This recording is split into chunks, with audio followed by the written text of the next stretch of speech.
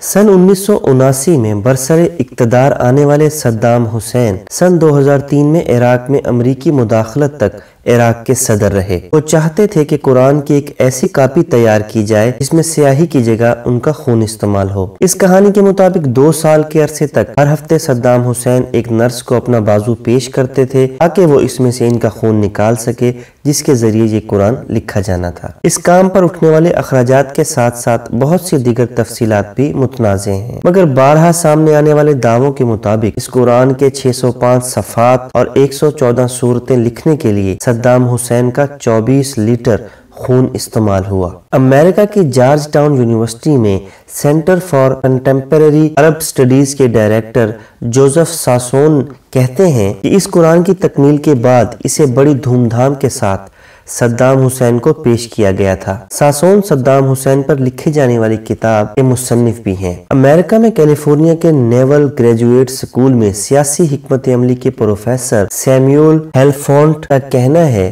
کہ صدام کو اس پر بہت فخر تھا۔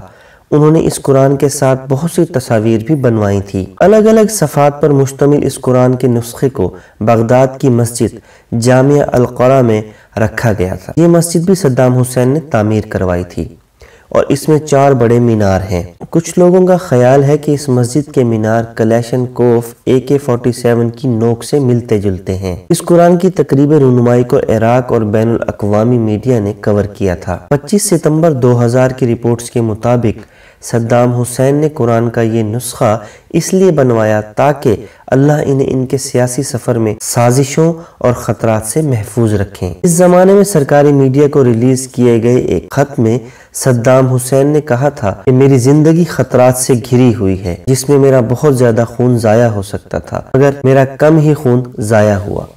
پھر میں نے درخواست کی کہ خدا کی کتاب کے الفاظ میرے خون سے لکھ کر نذرانہ عقیدت پیش کیا جا سکے۔ کچھ لوگوں کا خیال ہے کہ انہوں نے ایسا اس لیے کیا کیونکہ وہ اس دور میں اپنی ذات کو درپیش بحرانوں سے گزر رہے تھے۔ بعض ماہرین کا خیال ہے کہ وہ ایسا اس لیے کرنا چاہتے تھے کیونکہ وہ ستمبر 1996 میں ایک حملے میں اپنے بیٹے عبدی صدام حسین کے بچ جانے پر خدا کے شکر گزار تھے۔